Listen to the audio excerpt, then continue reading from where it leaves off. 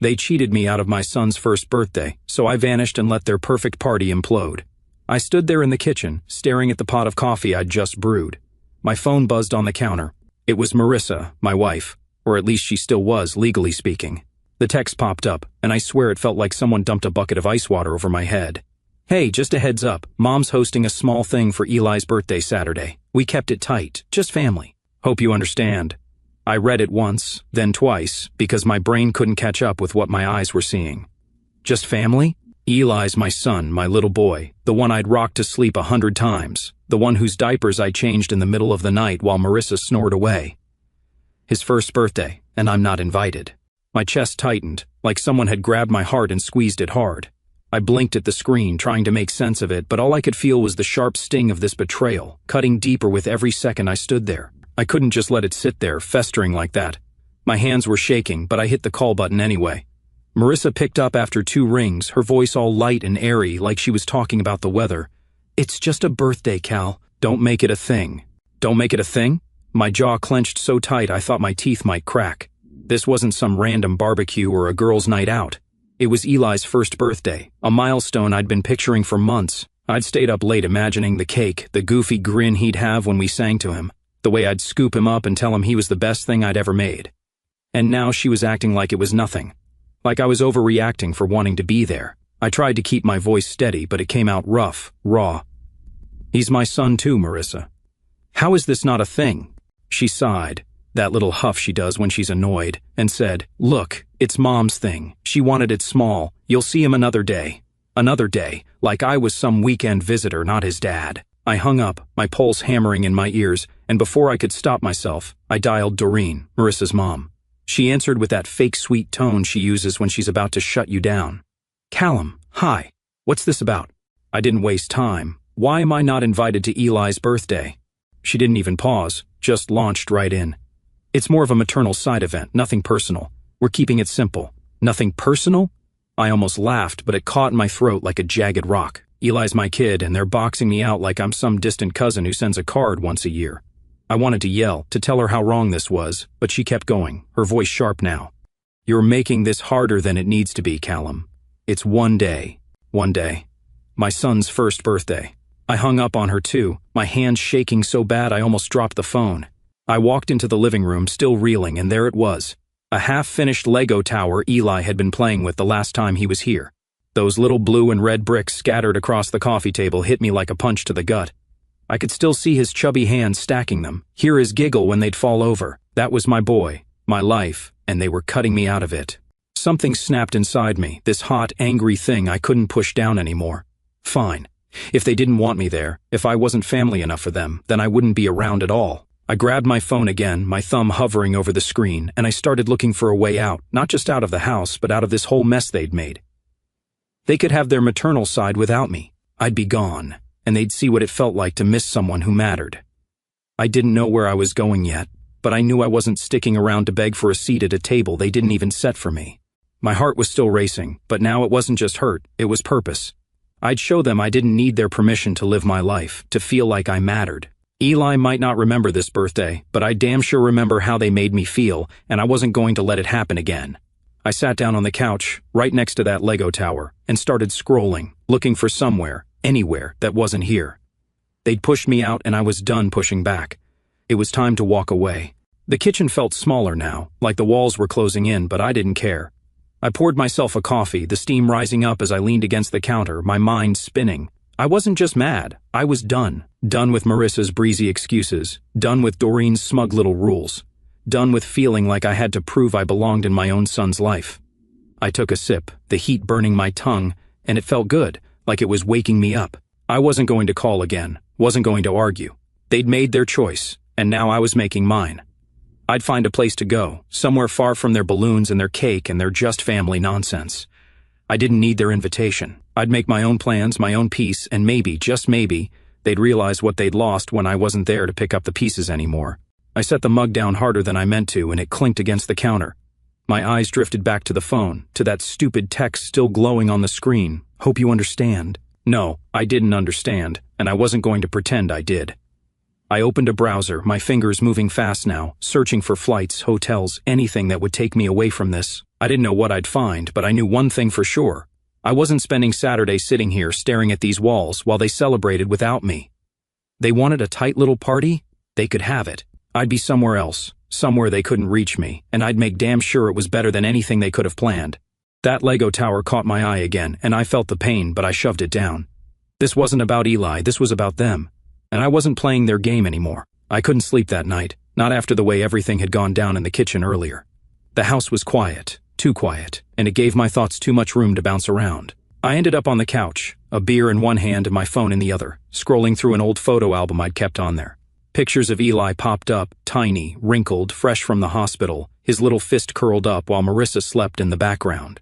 I'd taken those shots, bleary-eyed and grinning like an idiot, because I couldn't believe he was mine. There were others too. Me reading him bedtime stories, his head tucked under my chin, or the two of us at the park, laughing as I pushed him on the baby swings. Those moments were everything to me. The glue that kept me going through the late nights and the fights with Marissa.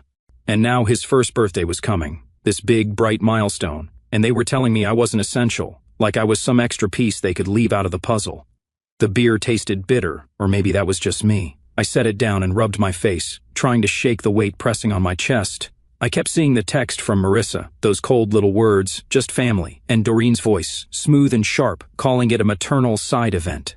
It wasn't just that they didn't invite me, it was that they didn't even think I'd care. Like all those nights I'd spent pacing the floor with Eli, all those mornings I'd made his bottles, didn't count for anything. I wasn't going to sit here and take it though. I wasn't going to let them erase me from his life one small thing at a time. My hand was trembling, but I grabbed my phone again, this time with a purpose. I wasn't calling anyone, I was done talking. I opened a travel app instead, the screen lighting up my face in the dark living room. At first I scrolled through beach resorts, picturing sand and sun and a drink with one of those little umbrellas, but that didn't feel right. Too loud, too crowded. I needed something else, something that would strip away all this noise in my head. Then I saw it, Jackson Hole, Wyoming. Snow, mountains, cabins tucked away where no one could find me. It hit me like a lightning bolt. This was it. I could see myself there, standing in the cold, breathing air that didn't smell like resentment. I tapped through the options fast, my heart pounding now, but not from anger anymore. A private cabin, a ski pass, a first-class flight out of here. It was all right there, waiting. I didn't care about the cost, I just wanted out. I booked it all in one go, my fingers slamming the confirm button like it was a lifeline. The next morning, I woke up with a crick in my neck from the couch, but I didn't care. The sun was barely up and I felt different, like I'd taken a step I couldn't take back. I grabbed my phone and called Jude, my boss, before I could second-guess myself. He picked up quick, his voice gruff, like he'd just rolled out of bed too. "Cal, what's up, you okay?" I didn't sugarcoat it. "I need some time off, Jude. Starting tomorrow, I'm heading out of town." There was a pause, and I braced myself for questions, but he just chuckled, low and easy. "You deserve some space, man. Take it. We'll manage without you for a bit." I let out a breath I didn't know I'd been holding. "Thanks, Jude. I owe you." He laughed again. "No, you don't. Just don't freeze your ass off wherever you're going." I hung up, and for the first time in days I felt lighter. The house didn't feel so small anymore. It felt like a launch pad. I got up, stretched, and walked to the kitchen to make coffee, my mind already racing with what I'd need to pack. Wyoming wasn't just a getaway, it was a statement. They could have their party, their balloons, their cake. I didn't need it. I'd be somewhere else. Somewhere they couldn't touch me, and I'd make it better than anything they could throw together. I poured the coffee, the smell filling the room, and leaned against the counter, staring out the window. The backyard was still just grass and a couple of trees, but in my head I was already seeing snow-covered hills and pine trees stretching up to the sky. I took a sip, letting the heat sink in, and started planning. I'd need my heavy coat, some boots, maybe a hat, stuff I hadn't touched since last winter. I'd pack light though, I didn't want anything weighing me down. This wasn't about running away, it was about taking control. They thought I'd just sit here, waiting for scraps of time with Eli, but they were wrong. I wasn't going to beg for a place in his life. I'd build something for myself instead. The coffee mug warmed my hands, and I felt a small, hard smile tug at my mouth. Jackson Hole wasn't just a trip, it was my way of saying I wasn't disposable. They could keep their tight little party. I'd be gone, and they'd feel it. I set the mug down and headed to the bedroom, pulling my duffel bag out from under the bed. It was old, a little beat up, but it'd do. I tossed it on the mattress and started grabbing clothes, sweaters, socks, a pair of gloves I'd forgotten I owned. Every item I threw in felt like a brick in a wall I was building between me and them. I didn't know what I'd find out there in the snow. but I knew it'd be better than sitting here, staring at that half-finished Lego tower and feeling like I didn't matter. I zipped the bag shut, the sound loud in the quiet room, and stood there for a second, breathing hard. This was it. I was really doing it. And for once, I wasn't looking back. I stood in the bedroom, my duffel bag zipped up and sitting on the bed like a quiet promise. Packing it had been slow, deliberate. Every sweater I folded, every pair of socks I tucked in felt like I was putting on armor. Not the kind that protects you from a fight, but the kind that keeps you standing when someone's already knocked you down. The house was still, just the hum of the fridge in the kitchen breaking the silence, and I liked it that way. It gave me space to think, to let the decision I'd made last night settle into my bones. I was leaving. Jackson Hole was waiting, and I wasn't going to let anything pull me back. Not guilt, not second thoughts, nothing. I grabbed the bag, slung it over my shoulder, and headed downstairs, my boots thumping on the steps. It felt good, that weight on my back. It was mine, something I'd chosen. My phone buzzed as I hit the bottom stair, and I almost ignored it. But I glanced at the screen, and there it was. A flood of messages lighting up like warning lights on a dashboard. Marissa's name popped up first. "You sure you don't want to come? It's no big deal." I stared at it, my jaw tightening. No big deal? She was still acting like this was some casual thing, like I was overreacting for wanting to be at my own son's birthday. I scrolled down, and there was Doreen. "Don't make this about you." That one hit like a slap, and I could hear her voice in my head, all prim and cutting. Then Kylie, Marissa's sister, chimed in. "Hope you're not serious. Eli won't remember."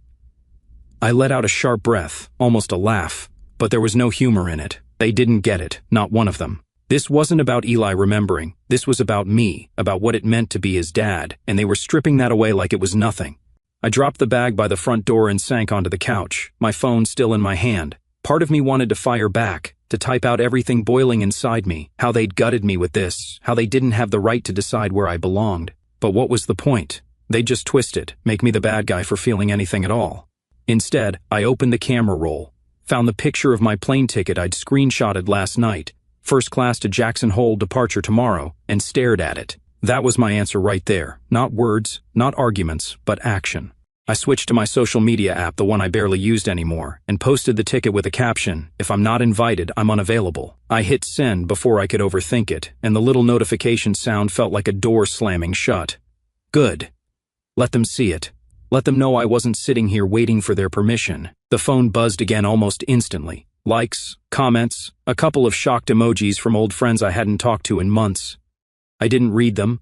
I didn't need their opinions either. I tossed the phone onto the cushion next to me and leaned back, staring at the ceiling.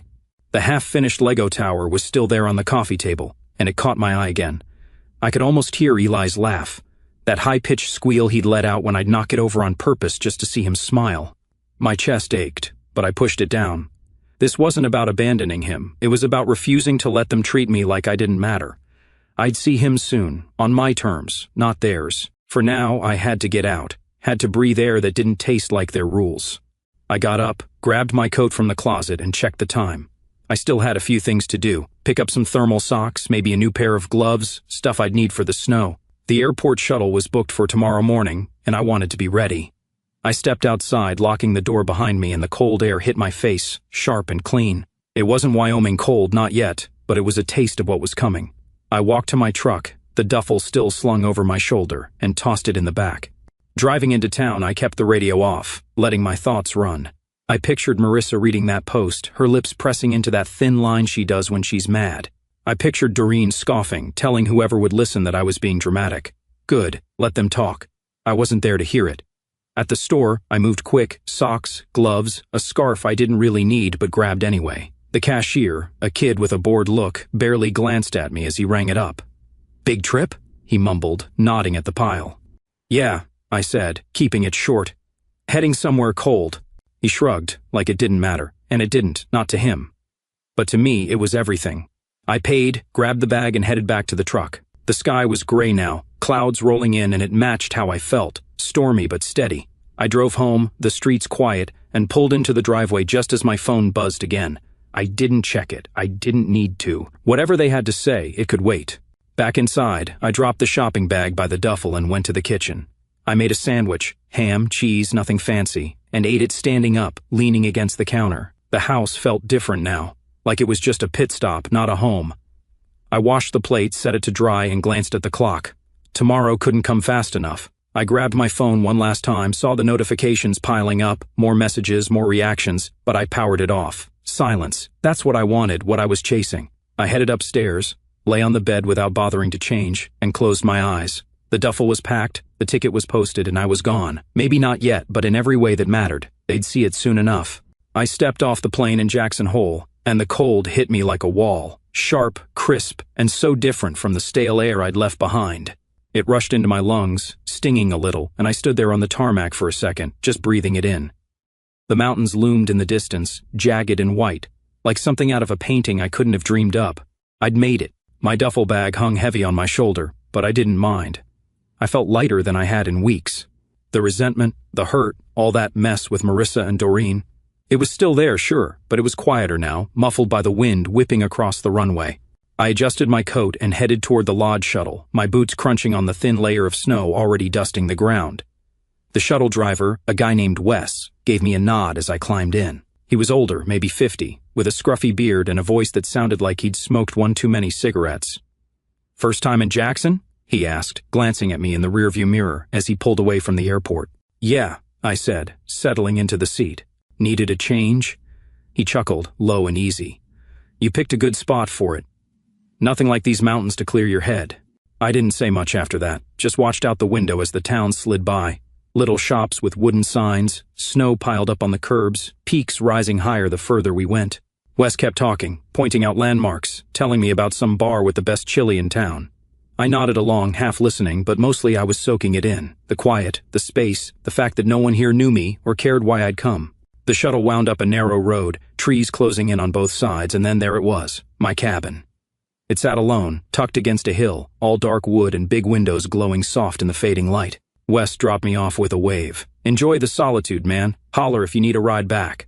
I thanked him and hauled my bag up the steps, the cold biting at my fingertips as I fumbled with the key. The door swung open, and I stopped dead. A fire was already crackling in the stone fireplace, the heat washing over me like a welcome. Flannel blankets were draped over a big leather couch, and those floor-to-ceiling windows showed nothing but snow and trees stretching out forever outside. A hot tub steamed under a little overhang, the water bubbling quietly. It was perfect. Better than I'd pictured when I booked it in that angry haze back home. I dropped my bag by the door and walked to the windows, pressing my hand against the cold glass. The silence was thick, broken only by the pop of the fire, and it felt like a reset button had been hit. No buzzing phone, no voices telling me what I should feel, just me and this place. I pulled out my phone, snapped a quick selfie with the fire glowing behind me, and posted it. No balloons, no drama, just silence. I didn't check the likes right away, just tossed the phone onto the couch and grabbed a beer from the little fridge the lodge had stocked. The first sip was cold, sharp, and I sank into the couch, letting the warmth from the fire seep into my bones. This was what I'd needed, what I'd been chasing when I'd clicked that confirm button. Not just a trip, but clarity, something to remind me I didn't have to beg for a place in anyone's life. The cabin smelled like pine and smoke, and I closed my eyes for a minute, listening to the wind outside. I could have stayed home, could have fought harder to be at that party, but what would that have gotten me? A seat at the edge of the table, a forced smile while Doreen made her little jabs? No, this was better. I opened my eyes and looked around again, the wooden beams overhead, the thick rug under my feet, the way the firelight danced on the walls. It wasn't just a hideout, it was mine, something I'd chosen when they'd left me no choice at all. I finished the beer, set the bottle down and stood up to unpack. Not much, just the sweaters and socks I'd thrown in, the gloves I'd bought last minute. But it felt good to settle in, to make this space real. I stepped outside to check the hot tub, the cold slapping me awake again. The steam rose in thick clouds and I dipped my hand in, hot, almost too hot, perfect for later. The sky was darkening, stars starting to poke through, and I stood there, hands in my pockets, letting it sink in. Back home, they'd be setting up for Eli's party tomorrow. Streamers, cake, all that noise, and I wouldn't be there. Part of me ached at that, a quick, sharp pain when I thought of Eli's face, but I shoved it down. This wasn't about him, it was about them, about how they decided I didn't fit. I went back inside, the warmth wrapping around me again, and grabbed another beer. The phone was lighting up now, likes, comments, probably some messages, but I ignored it. I didn't need validation from anyone back there. What I needed was this, the crackle of the fire, the cold glass in my hand, the quiet that let me hear my own thoughts for once. I sat back down, stretching my legs out, and let my mind wander. Tomorrow I'd hit the slopes, something I hadn't done since I was a kid.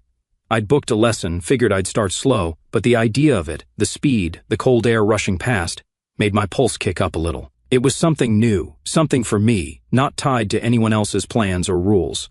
I took another sip, the beer settling me, and glanced at the fire. The log shifted, sending up a spray of sparks, and I felt a small, real smile tug at my mouth. This wasn't just escape, it was freedom. They could have their party, their maternal side. I had this, and it was already more than they could have given me. The night stretched out ahead, quiet and mine, and I leaned back, ready to let it unfold. I woke up to sunlight streaming through those big cabin windows, the kind of bright that bounces off snow and makes everything look sharper.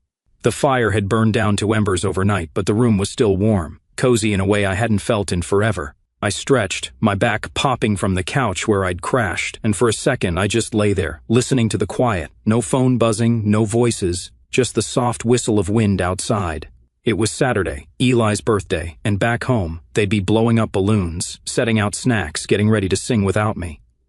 The thought stung, but I shook it off. I'd made my choice and I was here now in Jackson Hole with a day ahead that was all mine. I got up, made coffee in the little kitchen, and stood by the window, mug in hand, watching the mountains glow under the morning sun. This was my therapy, and it was already working. I'd booked a ski lesson for today, something to keep me moving, to keep my head from spinning back to what I was missing.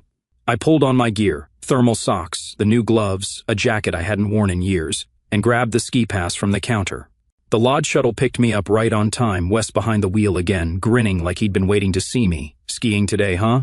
"Good call," he said, pulling onto the road. "Powder's fresh. Best day for it." I nodded, managing a small smile. "First time in a while. Hope I don't eat it too bad." He laughed, a rough, friendly sound. "You'll be fine. They've got good folks up there to show you the ropes."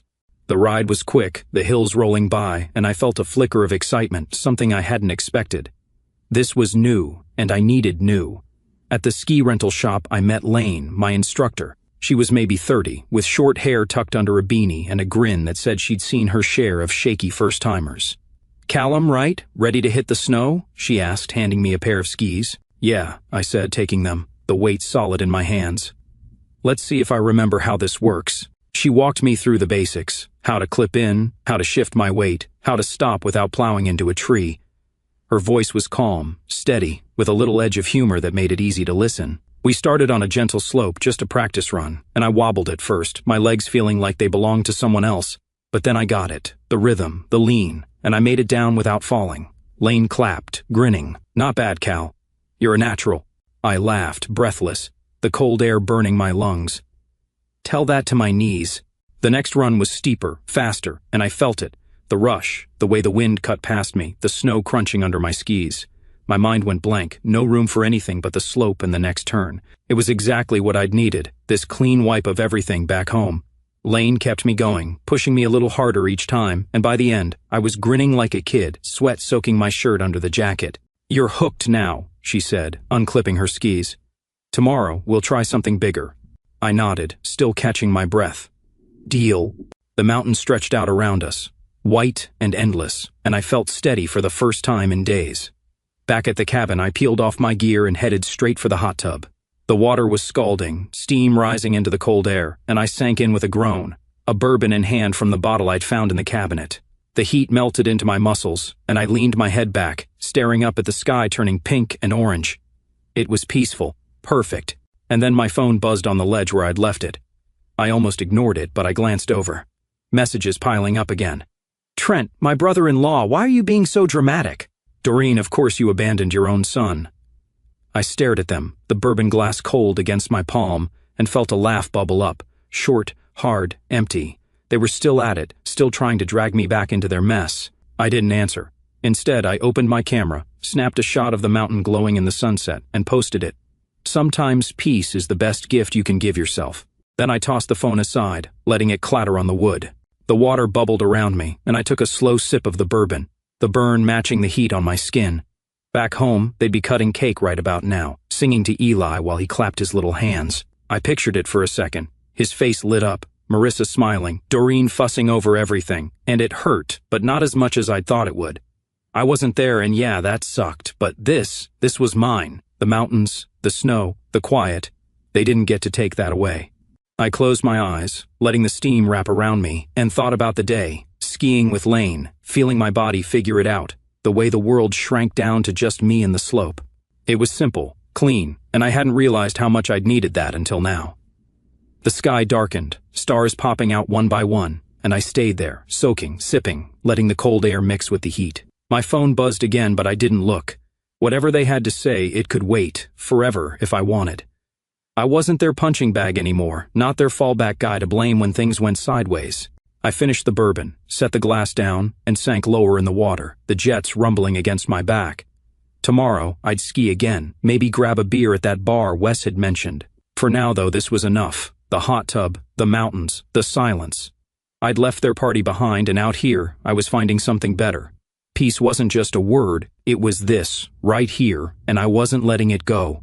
I woke up Sunday morning to the smell of coffee brewing in the cabin's little machine, the kind of slow drip that fills the air with something steady and warm. The hot tub had knocked me out last night, and I'd slept hard. No dreams, just a deep, blank rest I hadn't had in weeks. I rolled off the couch, my muscles stiff from skiing but loose from the soak, and grabbed my phone off the counter where I'd left it. The screen was lit up with notifications, but one stood out, a voicemail from Amira, my cousin, the only one in the family who ever got me. Her name made me pause, a little spark of curiosity cutting through the haze.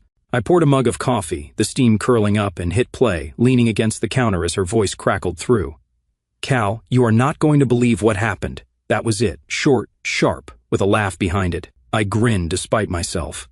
Amira always had a way of pulling me out of my own head. I took a sip of the coffee, strong and black, and dialed her back. She picked up on the first ring, like she'd been waiting. "Cal, oh my God, where do I even start?" she said, her voice buzzing with energy.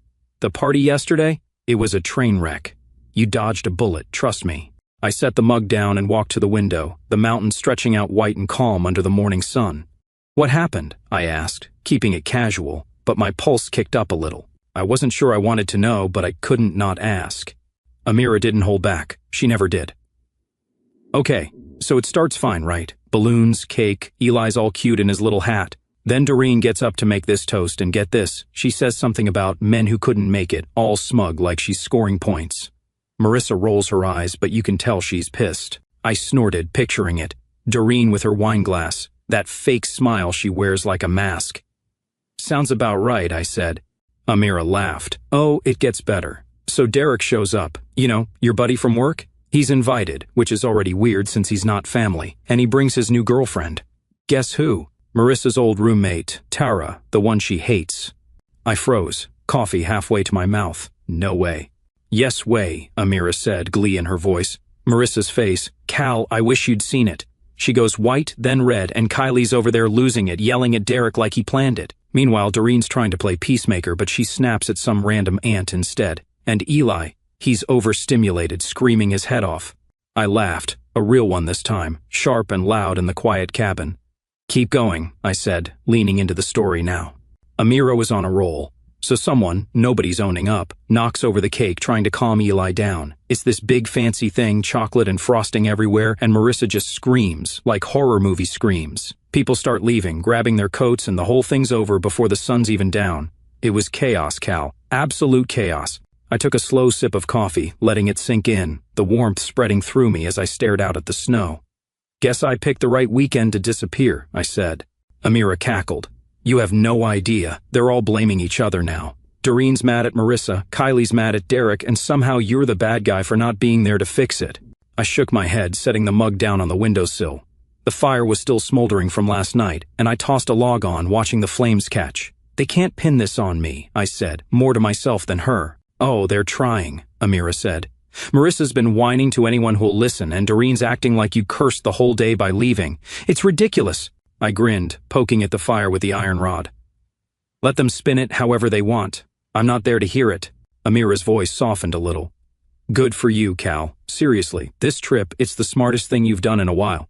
I nodded, even though she couldn't see me. "Yeah, it is." We hung up after that, and I stood there by the fire, the heat licking at my hands. The cabin was quiet again, just the crackle of the logs and the faint hum of the wind outside. I pictured the party falling apart, Doreen's toast, Derek and Tara walking in, the cake hitting the floor. And it felt like a movie I'd walked out of halfway through. I didn't need to see the ending. I already knew it was a mess. And here I was, miles away, with coffee in my hand and mountains out my window. I didn't feel guilty. Not like they wanted me to. I felt satisfied, like I'd bet on myself and won. I grabbed my phone again, scrolling through the messages I'd ignored last night. Trent, Doreen, Kylie, all the same noise trying to drag me back into their drama. I didn't answer. What was there to say? They'd made their party, and it had blown up in their faces. I wasn't the one who'd knocked over the cake or started the yelling.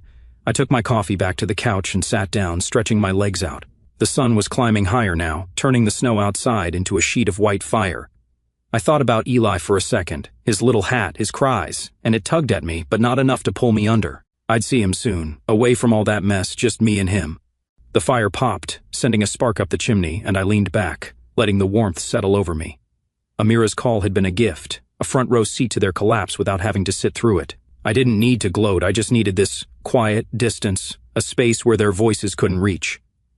I finished the coffee, the mug empty now, and set it aside.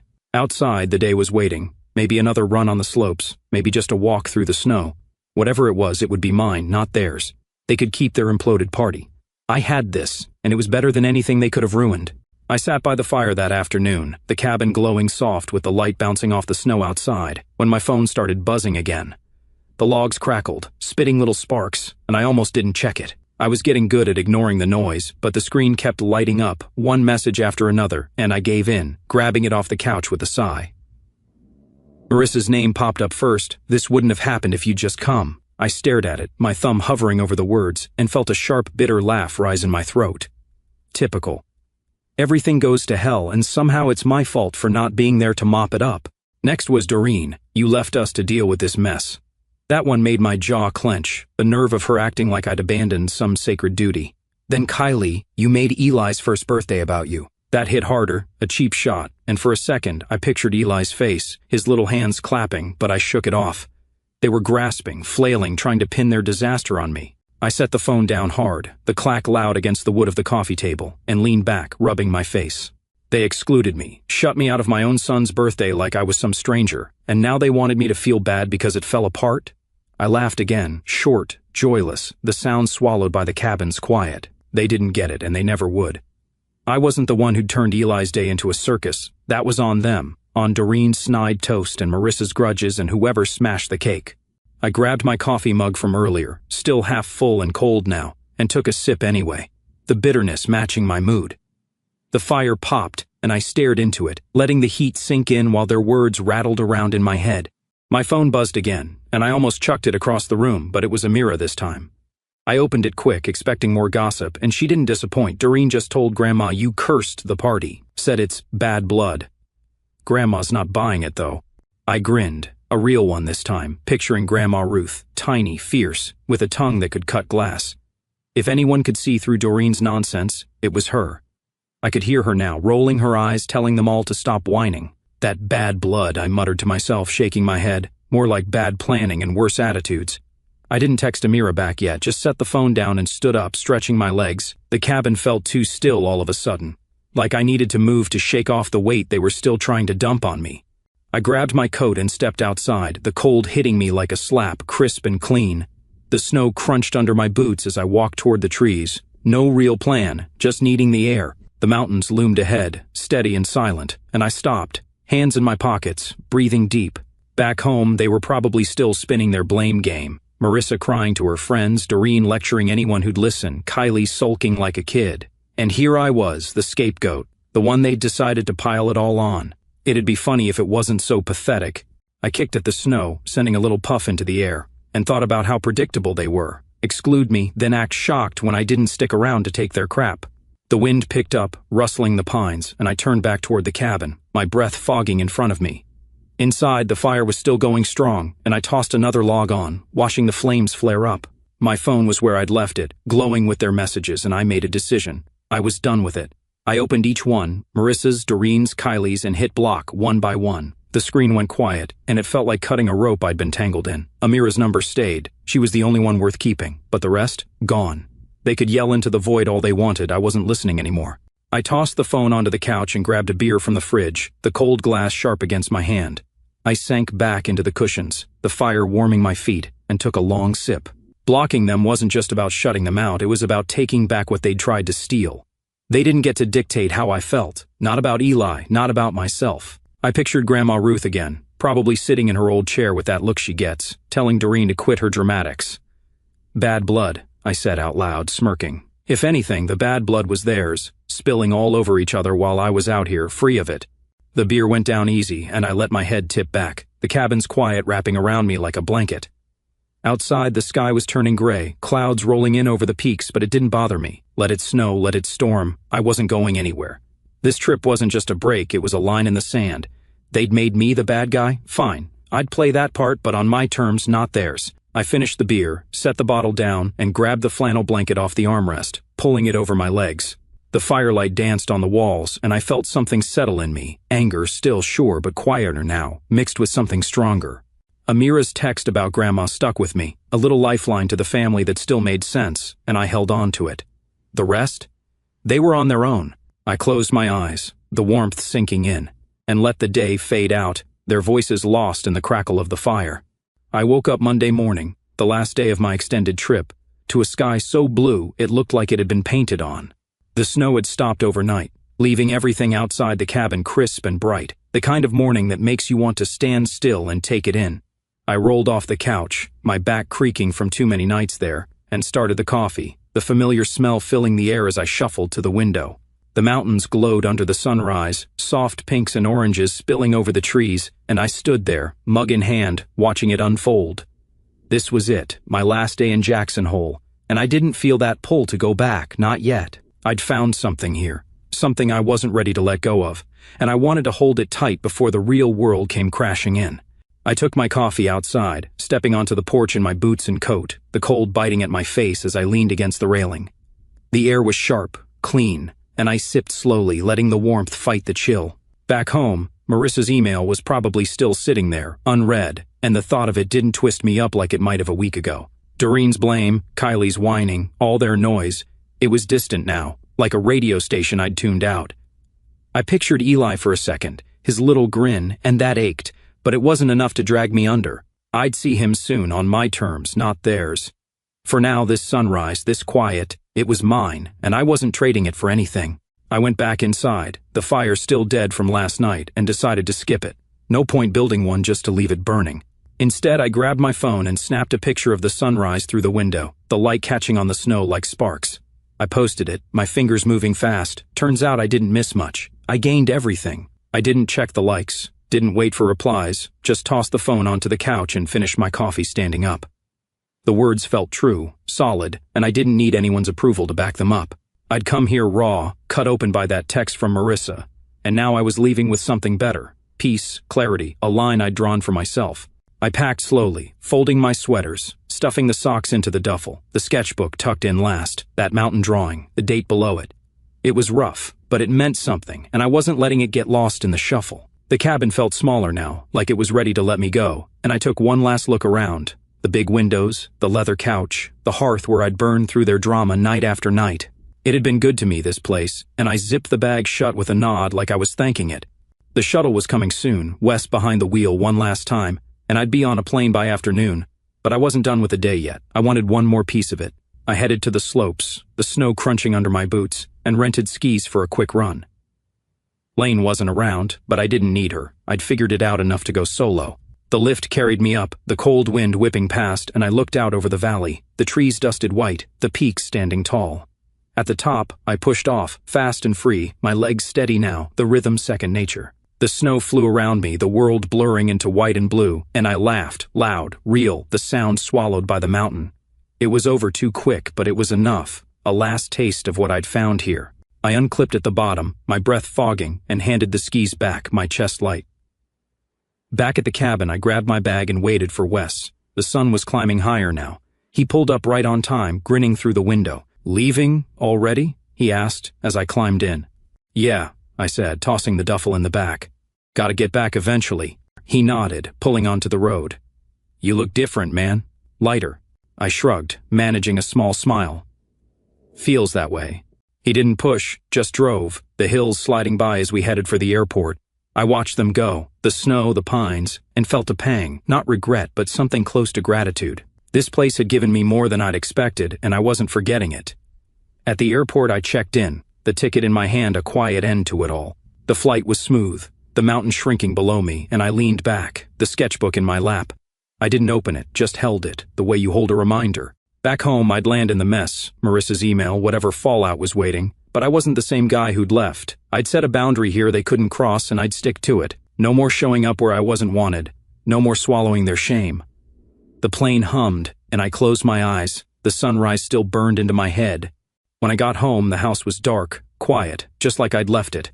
I dropped the bag by the door and stood there. The Lego tower was still on the coffee table, and it hit me. Eli, the birthday I'd missed. But I didn't let it pull me down. I'd see him soon, just us, no circus. I grabbed a beer from the fridge, cracked it open, and stepped outside.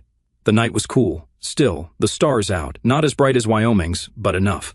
I raised the bottle to the sky, a small salute to the horizon I'd left behind, and whispered, "Here's to peace." The first sip was cold, sharp, and I grinned. Zero regrets, all gain. Whatever came next, I'd handle it my way.